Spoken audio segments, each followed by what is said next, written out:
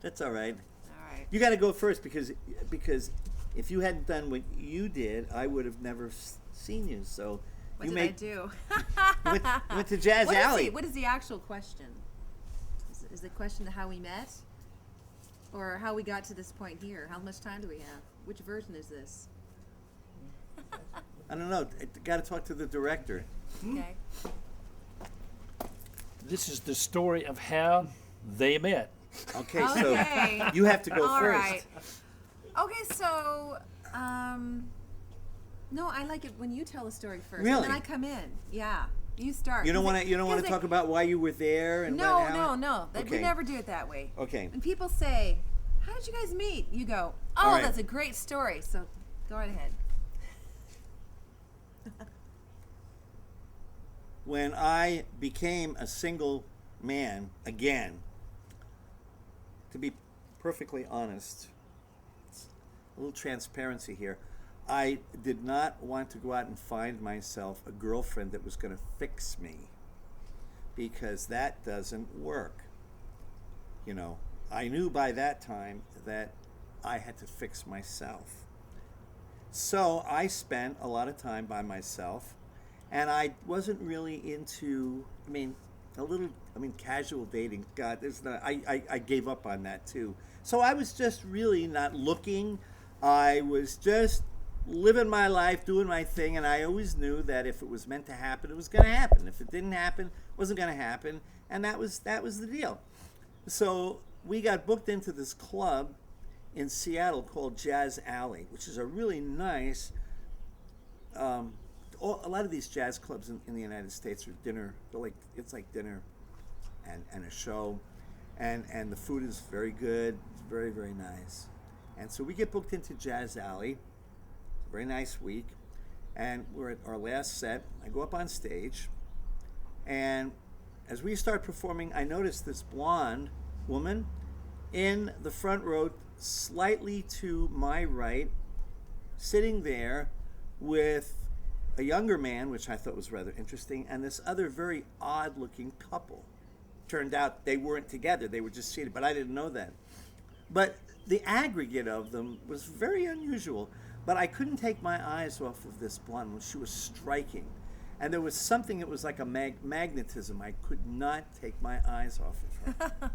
So it distracted the hell out of me. I love this part of the story. Yeah, no, I was totally distracted by her.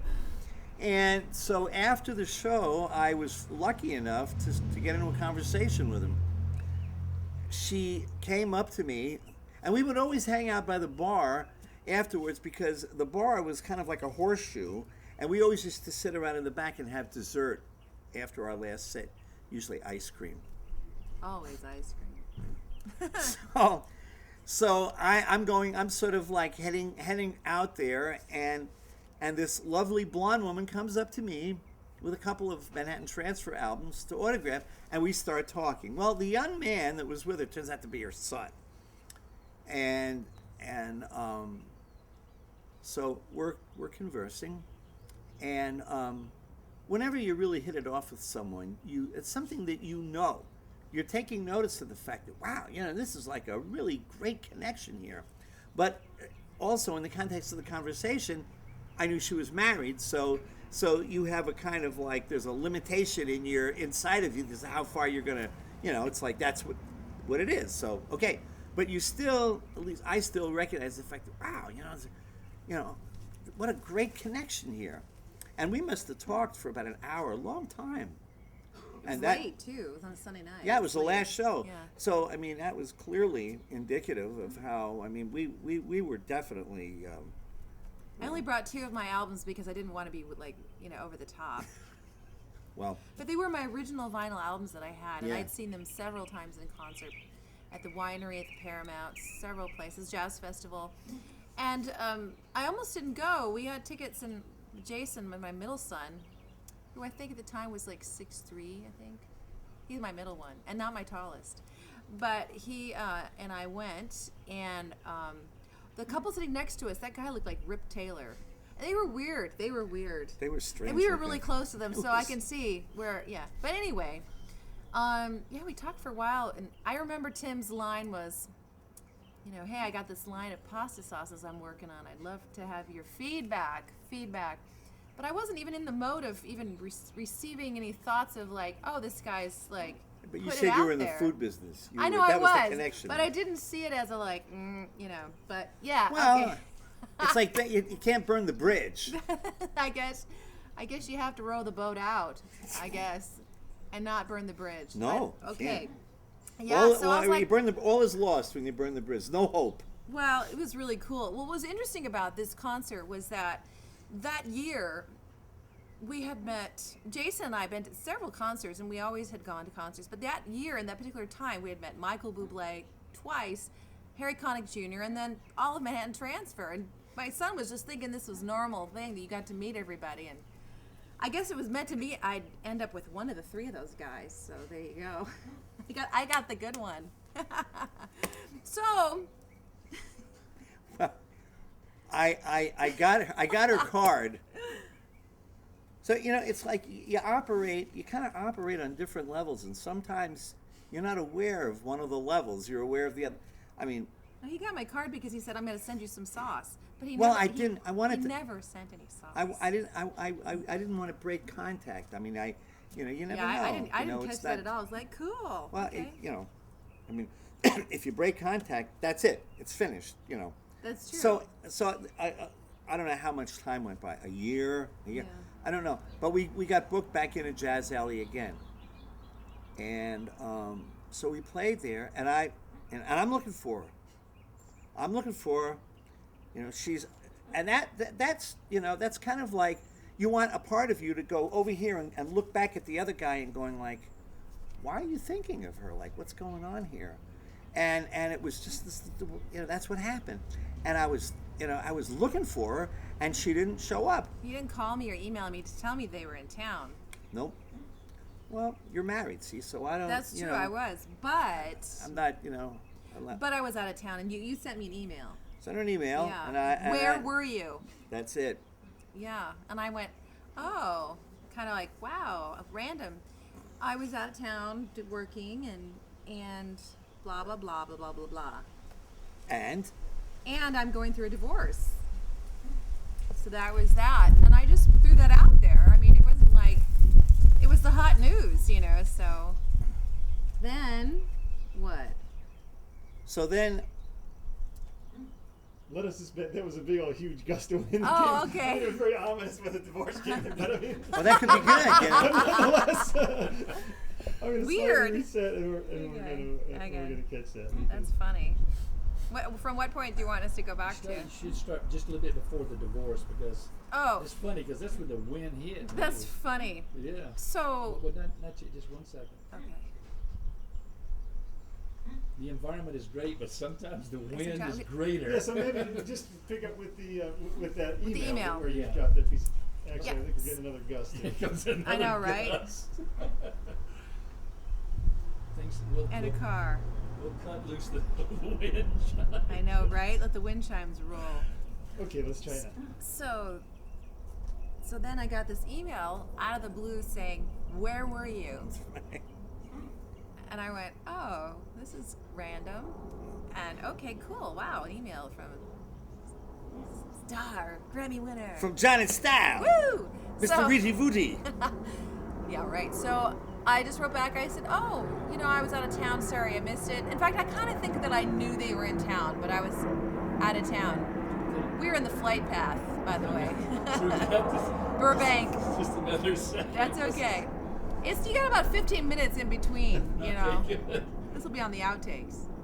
They will be. The outtake reel. Right, back to the email. Email. So then I get this email, which was pretty out of the blue, saying, "Where were you?"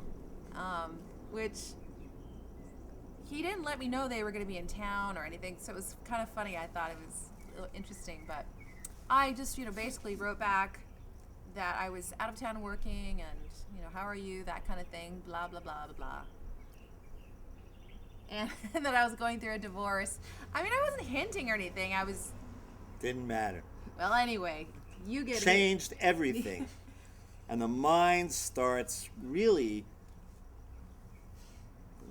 first it's like, wow, this is. You know, you think sometimes you're operating, like I said, on one level, but there's really something else that's going on that maybe you don't want to connect with, you're not aware of. I mean, you are, but you aren't. And I went into this other mode, and it was like one part of me was going, oh, you know, I gotta get in touch with her. We gotta figure out how to get together and this and that. And the other side of me is going, she's just got divorced. It's the last thing in the world. She's not going to want to go out with anybody, you know, or she's not going to want to get involved with you. She's probably going to want to go out with a lot of different guys. That's actually what I was but doing. But since you're interested in her that way, it's like she doesn't want that. She'd rather go out with a lot of. So you're not going to, you know. And so then the other voice goes, yeah, but you got to. A lot of voices in there battling it out. The committee, you know. You got to make a move. So it was sort of like this little hemming and hawing going back and forth of, hey, well, gee whiz, you know, we should get together and this and that. And then you're posting these pictures on Facebook of you down in Florida, something with your son, and I'm going like, oh yeah, the cruise. She's like, you know, because in my mind, this woman is so beautiful. I mean, there's probably all these guys, and if she's probably getting divorced, she wants to, you know, get. So again, there's that voice that's going like, you know, no, she's not going to have any time for you. So, Wow. But then the other one says, but you got to do something anyway. You better, or else you're not going to. You snooze, you lose. You snooze, you lose. So it sort of came down to well, let's get together. Yeah, well, we started. And that was like, for me, that was like, wow. Well, before that, I mean, we had a couple of phone calls. I mean, and we talk about food basically the whole time. Well, we still do. That and I mean, that and you would talk about these guys that were like these Samoan guys that you hired to paint your house or that was fix just the roof or something. man. And I'm going, Those wow, cats. this guy goes on into detail. He's quite a storyteller. I was like, right off the bat. Yeah. While all this was going on too, my father was sick, and at the time I didn't know he was dying, but I remember taking these long emails because I'd send him an email that would say, all right, what's your favorite movie? These are very important questions to both of us. I remember, that's right, I forgot about that. And I printed it out, and I took it to my dad's house, and I said, you got to check this guy out.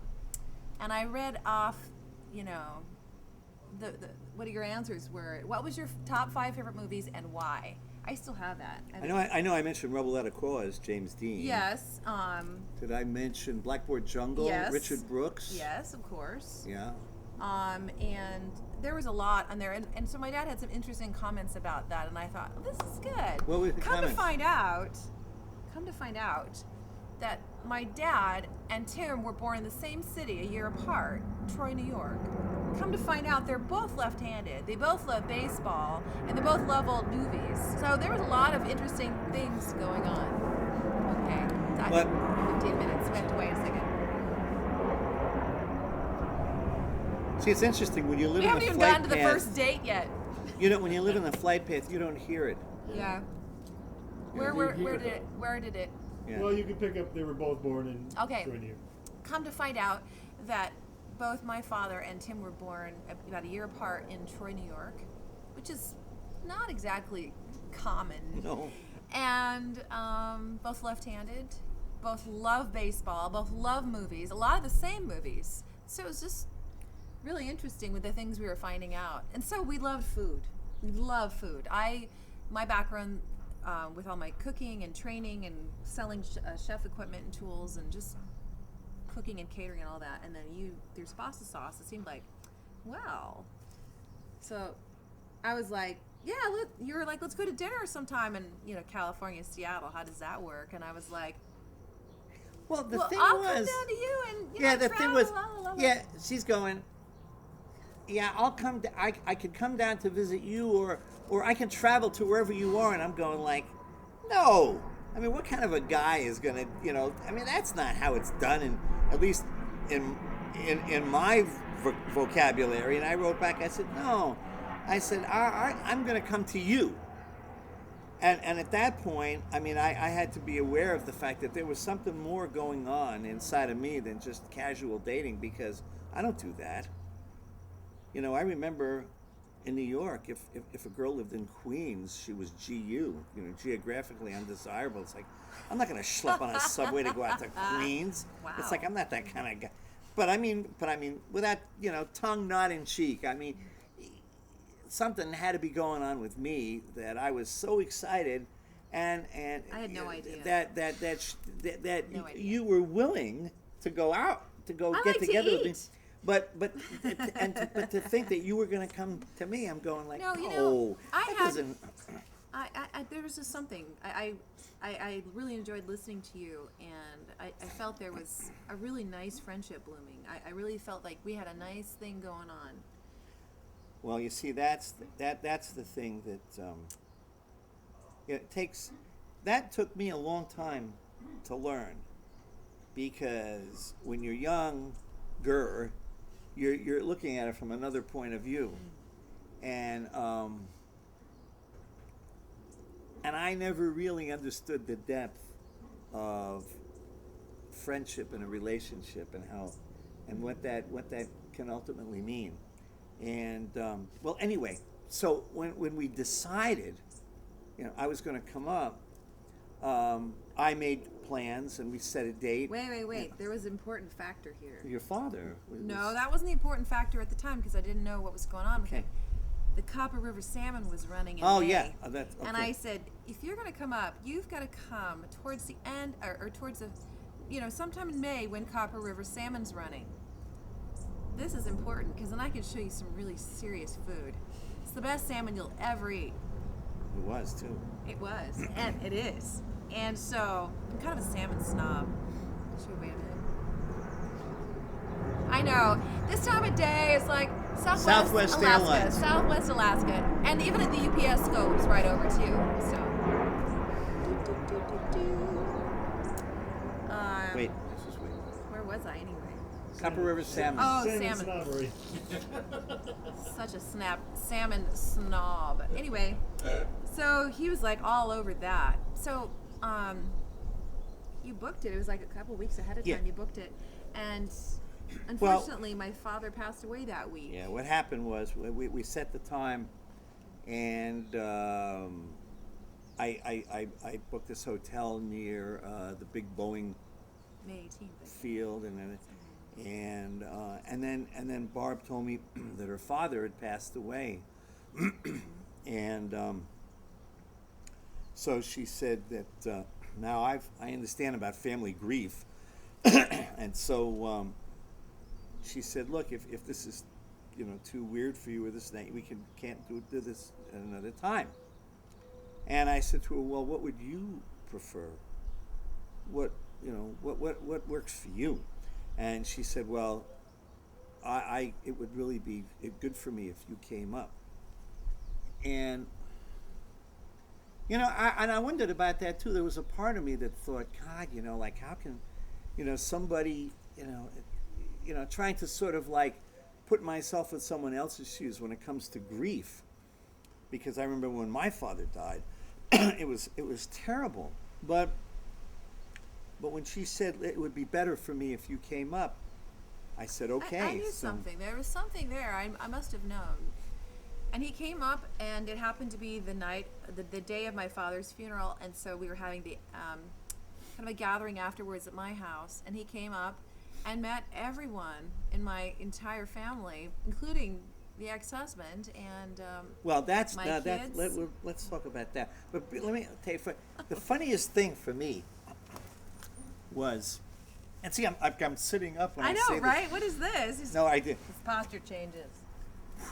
When I went to the door, knocked on the door, she answered the door, and when I walked in the house and I looked at her, I didn't realize how tall she was, how much taller, and I'm going like, wow, it's like, and then we talked about it afterwards, and she said, like, do you mind that I'm that much taller? Of course, and in my perverse sense of humor, I said, no, but I prefer you wear very, very high heels with black leather and carry a riding You did crop. not say that. So that when You we would walk around think in that, public, but you can just do No, that no, every no. once in a while, and What he we really can do this said- whole thing in front of other people to make it kind of interesting. What he really But- said, no, this is what happened. We were walking into the restaurant for our date, which was Salty's, Copper River Oh salmon. man, that was something else. And we walk in there, and I'm walking in there, and I said, "Well, so how do you feel about taller women?" He says, "I love it." Yeah, too. That's exactly what he said. So I'm like, "Well, if he Yeah. doesn't care, then I don't really care." Because Oh, it's anyway, so we get in there, we have a fabulous meal, and I'm thinking, this has got to be the best first date I have ever yeah, had. it was wonderful.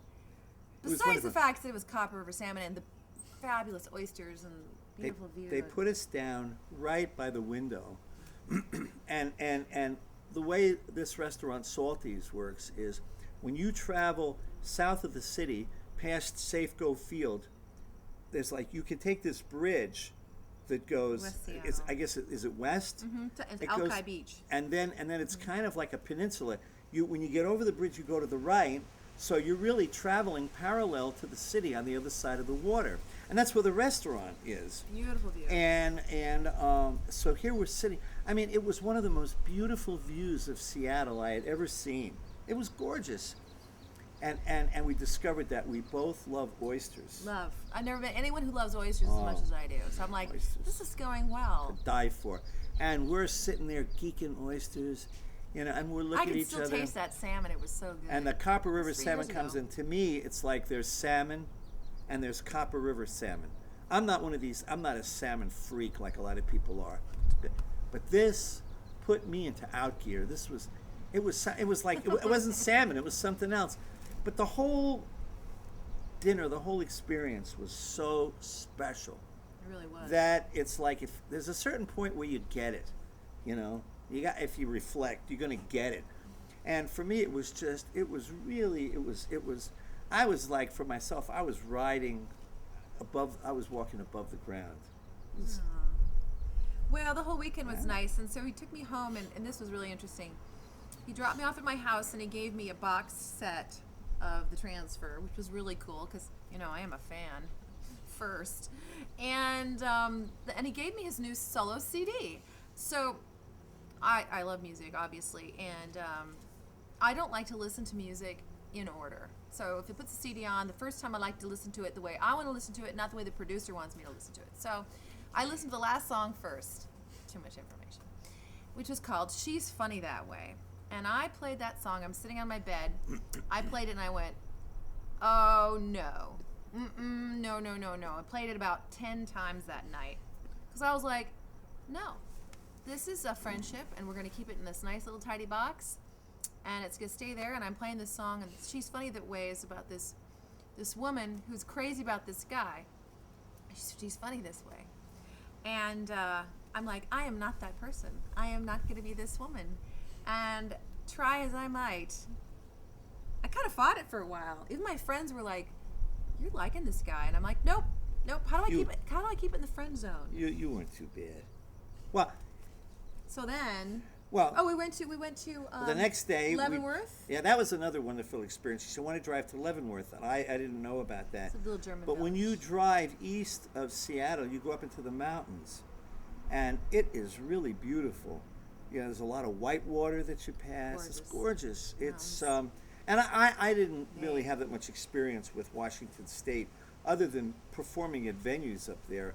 Part of my family is from Washington, but I was never close to my father's aunt. Her son became one of the founders of Boeing, or he's one of the top guys. He was the first guy. He was on the cover of Life magazine as like the first guy to ever fly a jet plane in America. Donald Hillman, big shot at Boeing. But it was part of the family I was never connected up with, so I just knew that. But I didn't have any experience. So we take this wonderful drive, and I think for me, I felt it was feeling that I had her all to myself for this whole day. And also being sensitive to the fact that she had lost her father. And I didn't, it wasn't up to me to sort of go there with that. It was up to her. I mean, whatever she's, where that goes is, I know grief is a very, very involved, deep thing. And you can't chart its path. It takes its own path. And my personal opinion is people that grieve are better off than people that somehow don't have the ability to do it, because if you don't, it's there. And if you don't deal with it, it's there. And if you grieve in a healthy way, it's good for you, because it's real. And so we had this wonderful drive. it was so beautiful. We go to this place. It's like an ersatz German village. Bratwurst and beer. Yeah, and no problem for me. And a lot of tourist stores, but there was one store they sold all these variations of mustard.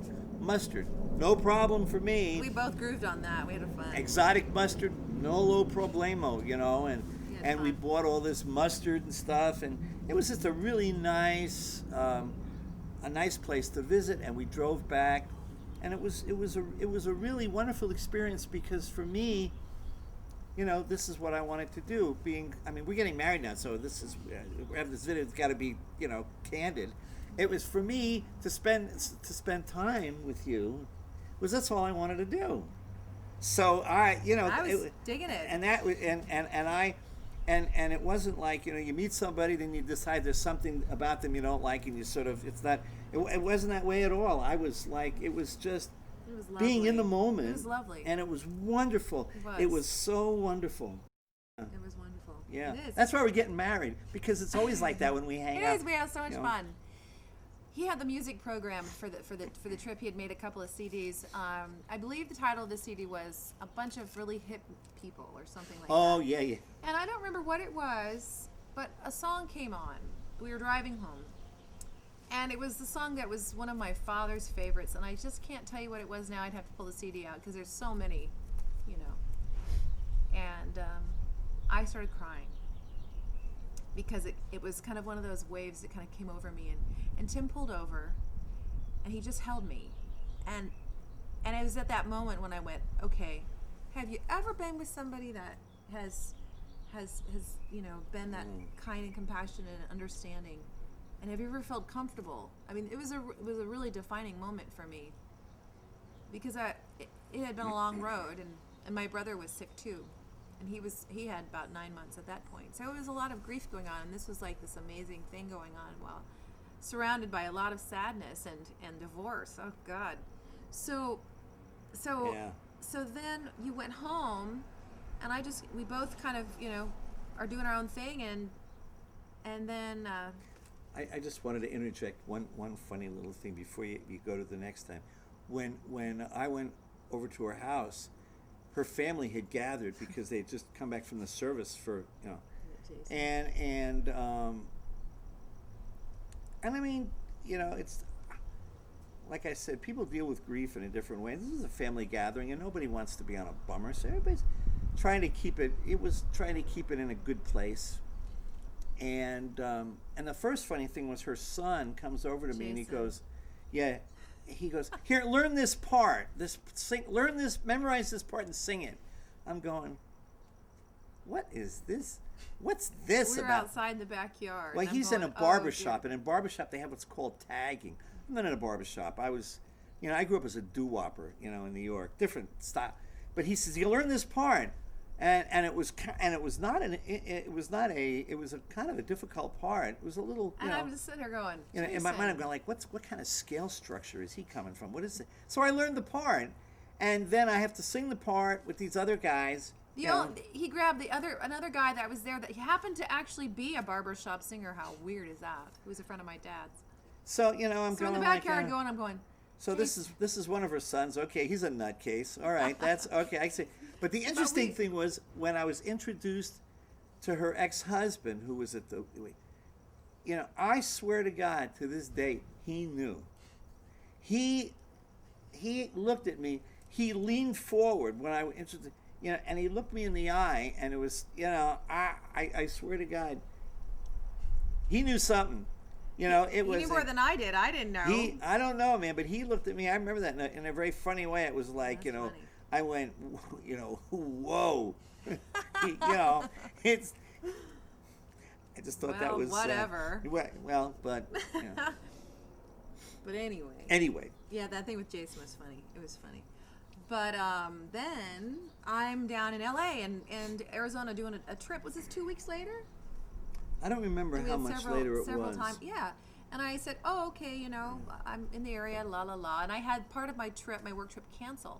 So I called Tim up. I was in Arizona. I don't know, somewhere. Phoenix, I think. And I said, hey, you know, do you have like a like a spare room or something I could come and crash at your house. I have this thing that canceled. What? No problem. I Come have this on work down. thing canceled, and I was thinking, God, I don't want to pay for a hotel for 6 nights. I don't want to change Sure, my be my guest. 5 nights, whatever it was. What? So I'm driving there, and he was enthusiastically supportive of this idea. And maybe subconsciously I caught that, and I called up a friend of mine, and I'm like, it's a friend of mine from the East Coast, a musician I worked with, and I said, Jeff, you got to help me out, because I have this guy who's a friend of mine, and I really want to keep this thing in the friend zone. I'm like, how do you do that? He goes, all right, I got it. Every time he says